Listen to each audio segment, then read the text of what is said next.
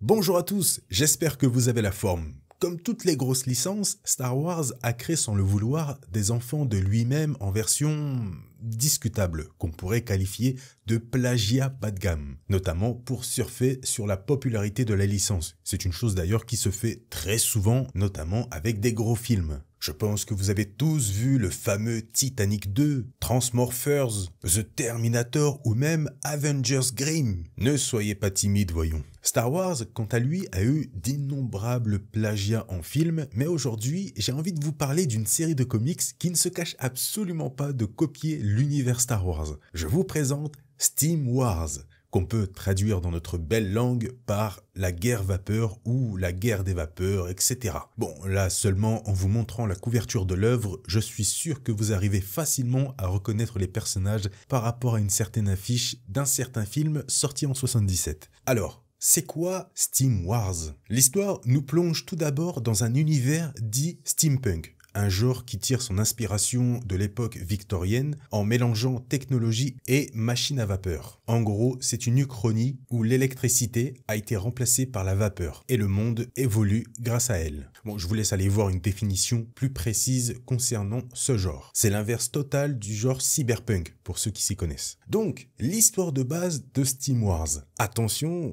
c'est incroyable. Donc, l'histoire met en scène une résistance qui tente de combattre un empire tyrannique qui porte le nom de Hégémonique Crux. Cet empire possède une formule secrète appelée le Warp Core, qui est en réalité une source d'énergie capable de construire d'énormes vaisseaux à vapeur. Mais grâce à des espions de la résistance, la formule secrète a été volée et confiée à une duchesse appelée la duchesse Imoen, qui est un peu le visage de la résistance. Je ne sais pas ce que vous en pensez pour le moment, mais ça me donne envie, j'ai envie d'en voir plus. Alors qu'elle tente de s'enfuir à bord d'un vaisseau avec la formule, l'Empire envoie à ses trousses sa terrible armée, les Shock Troops.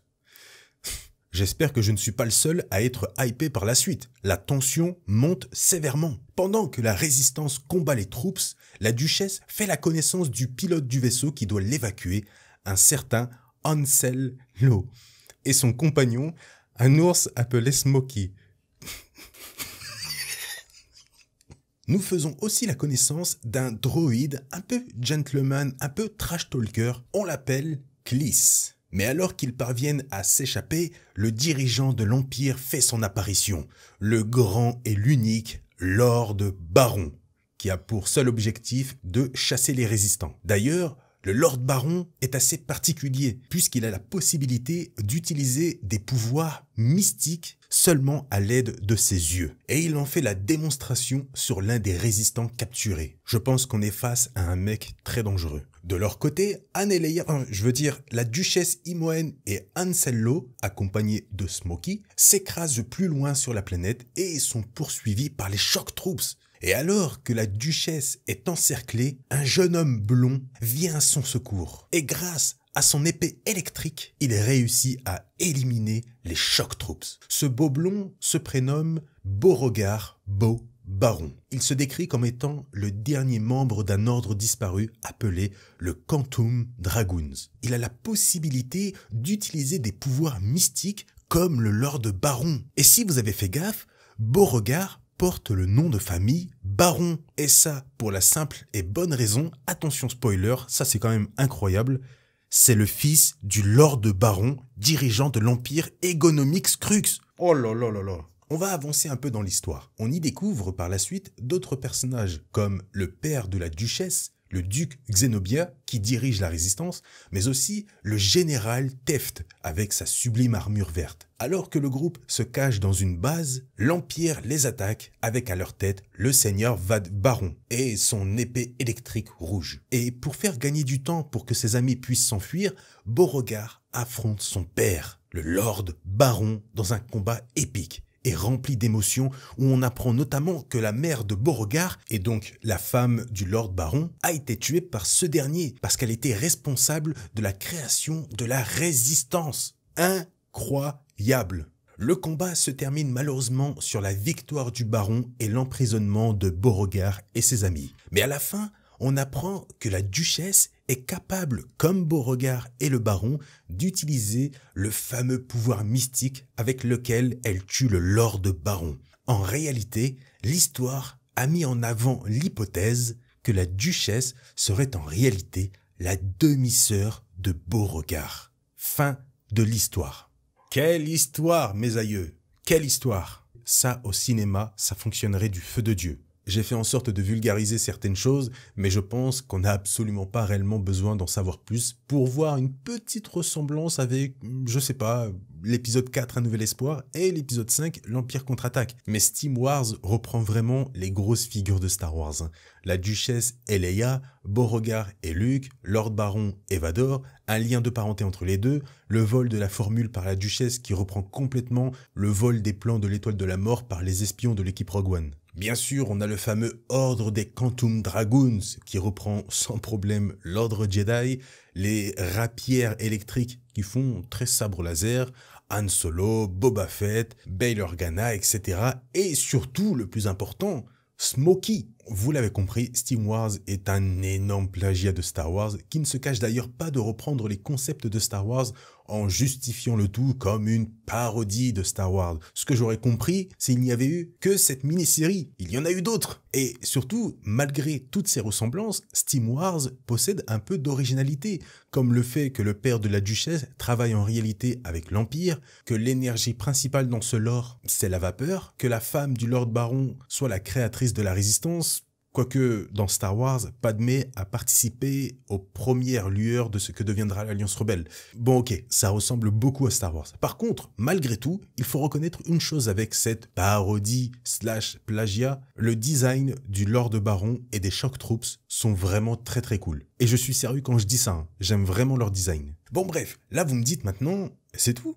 Et je vous réponds, non, ils sont allés encore plus loin comme je vous l'ai dit juste avant avec Steam Wars Bounty Hunter et Steam Wars First Empire. Rajoutons à cela qu'ils seraient aussi en train de préparer Steam Wars Holiday Special selon certains dires. Ce sont des rumeurs. Bon, avec Steam Wars Bounty Hunter et First Empire, ils ont décidé de créer leur propre histoire, mais toujours en s'inspirant très largement de Star Wars, comme notamment l'apparition de ce qui ressemble beaucoup au Sith, mais aussi l'apparition des Mandaloriens, des droïdes séparatistes, etc. D'ailleurs, l'histoire de First Empire met en scène une princesse et son protecteur, qui ressemble beaucoup à l'histoire entre Padmé et Anakin. Le protecteur a d'ailleurs cette fameuse arme, cette fameuse épée de lumière bleue, comme Anakin, et même la tenue de la princesse ressemble beaucoup à la tenue de Padmé. J'ai oublié de préciser qu'on apprend aussi dans ces histoires la présence d'un très vieux maître de l'ordre des Quantum Dragoons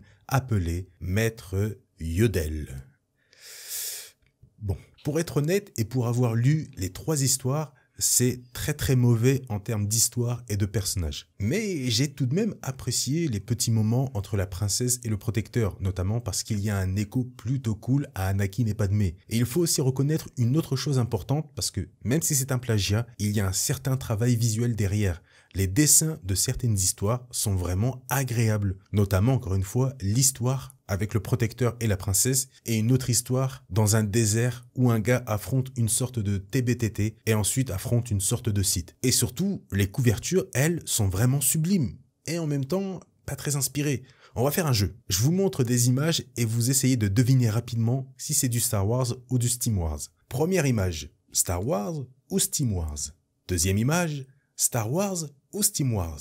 Troisième et dernière image, Star Wars ou Steam Wars. Mettez-moi tout ça en commentaire, réponse dans quelques instants. Ne trichez pas, hein. Bref, alors bien sûr, le but n'est pas de se moquer de cette œuvre avec cette vidéo, seulement de passer un bon moment et surtout faire connaître son existence auprès de vous parce que malgré tout, et malgré le plagiat d'une grosse licence comme Star Wars, Steam Wars est très méconnu du grand public et encore plus en France, notamment parce que les comics ne sont dispo qu'en anglais. Et même si les histoires sont très mauvaises, sans aucune originalité, mis à part le genre steampunk, il y a du travail concernant les dessins qu'il faut, je pense, respecter, même si c'est très sale de plagier de cette manière. Ça reste très agréable à l'œil pour certaines histoires. Merci à tous d'avoir regardé cette nouvelle vidéo. Si elle vous a plu, comme d'habitude, on n'oublie pas le petit like, le petit pouce bleu, ça aide énormément à développer les vidéos et la chaîne, je compte sur vous. Le commentaire aussi pour me dire ce que vous avez pensé de la vidéo et pourquoi pas de Steam Wars. Soyons fous, on aimerait tous voir ça au ciné. Je payerai ma place 10 fois s'il le faut. Bref, les commentaires sont là, ne soyez pas salés, ça ne sert à rien.